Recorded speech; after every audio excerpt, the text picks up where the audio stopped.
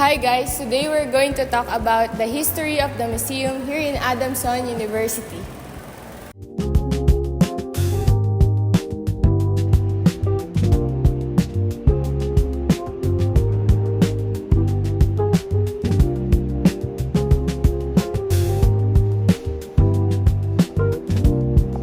Hi, my name is Margaret Ann Venus D. Oliver and I'm here with Sir Pachola from the Library Services Department. So, I've been with Adamson for 6 years and I've been managing the museum for 3 years already.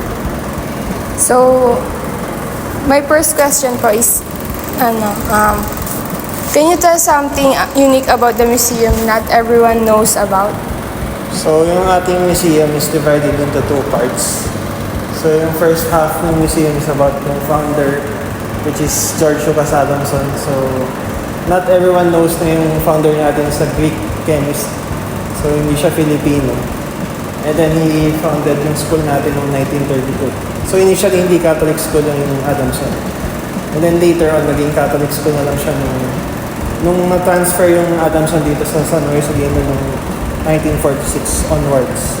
And then eventually, nung nag-retire siya, turn over niya na yung school sa mga mapping sections, kaya siya naging Catholic school.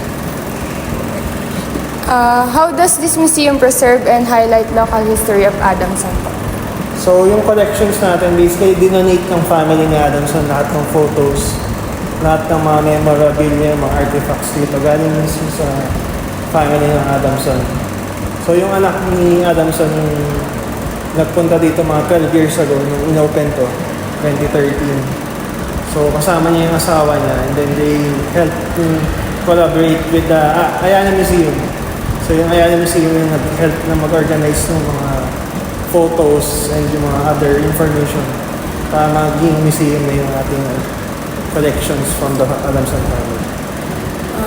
Last question ko po, are there any concerns po that you face here in Adamson Museum? And what are those po? Concerns? So obviously yung budget is a very big concern kasi when managing a museum, important na napopondohan yung equipment natin, for example, yung aircon. Yung air conditioning kasi dito hindi siya 24 hours. And normally yung mga museums dapat naka-on 24 hours ang ilaw, ang aircon. Otherwise kasi pag pinatay mo yan, magsa-start na magkaroon ng molds, magkaroon ng yung paper mag-start na mag-brittle. So yun ang mga iniiwasan natin. Kasi yun nga, dahil may budget restraints, kailangan natin mag-cut ng cost. So hopefully hindi masira later on yung mga collections natin dito. How can we connect the poverty po here in the museum po? Ano pong may help ng museum sa mga mahirap? Not directly, pero siguro na-illustrate natin yung history natin, yung mga nagawa ng mga presidents. So ano yung mga naging programs nila, paano sila tumutulong sa mga communities, paano sila nakagawa ng mga programs para sa mga mahirap, paano nila ano yung mga students na walang pera para makapag-aral dito. So makikita natin yun sa mga various programs din, sa mga history na information ng mga presidents natin. So lahat naman sila may nagawa para masolusyonan yung mga socially underprivileged na problems natin.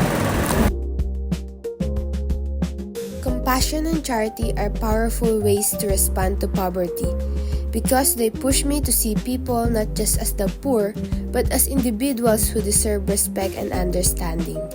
When I choose to be compassionate, I open my heart to their struggles, and this moves me to act with generosity and kindness.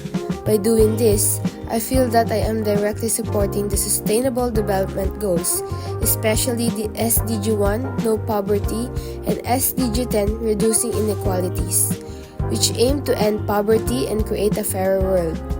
I know that my acts of charity alone cannot solve everything, but they can create hope and make a real difference in someone's life.